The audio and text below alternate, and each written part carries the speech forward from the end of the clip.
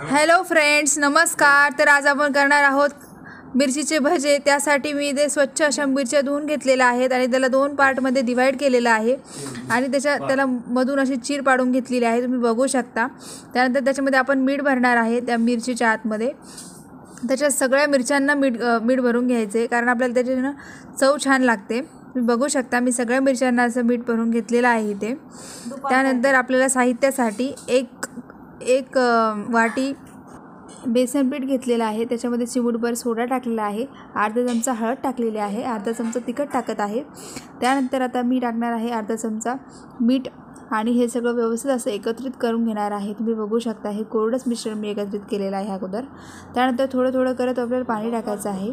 अगोदर मी थोडंसं पाणी टाकलेलं आहे, कारण आपण डायरेक्ट खूप पाणी टाकलं तर ते खूप पातळ होऊन जाईल, जेणेकरून ते आपल्या मिरचीला बसणार नाही। त्यामुळे मी थोडं थोडं करत पाणी टाकणार आहे। तुम्ही बघू शकता याला छान असं हलवत राहायचं आहे या बॅटरला, जोपर्यंत व्यवस्थित कन्सिस्टंटली नीट होत नाही तोपर्यंत छान असं एकजीव करून घ्यायचे। त्यानंतर मी इथं ओवा क्रश करून टाकत आहे, जेणेकरून त्याला फ्लेवर चांगला येईल, त्याला टेस्ट चांगली येणार। त्यानंतर त्यालाही मिक्स करून घेतलेलं आहे व्यवस्थित। पण थोडंसं पाणी मला वाटलं की टाकावं असं, म्हणून थोडंसं पाणी मी टाकलेलं आहे। त्यानंतर परत त्याला छान असं मिक्स करून घेते। त्यानंतर इथं कढई ठेवलेली आहे, तेल त्याच्यामध्ये टाकलेलं आहे, तापायला ठेवलेलं आहे।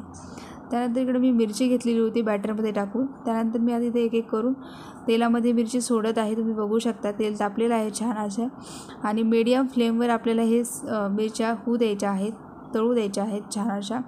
तळल्यानंतर एका बाजूने तळल्यानंतर त्याला असं छान दुसऱ्या बाजूने पलटून घ्यायचं आहे, तुम्ही बघू शकता। आणि त्याला गोल्डन होईपर्यंत त्या छान परतून घ्यायच्या आहेत। छान असं तळल्यानंतर त्याला आपण मी सर्व केलेलं आहे एका डिशमध्ये, तुम्ही बघू शकता। सबस्क्राईब करा, लाईक करा, शेअर करा आणि धन्यवाद।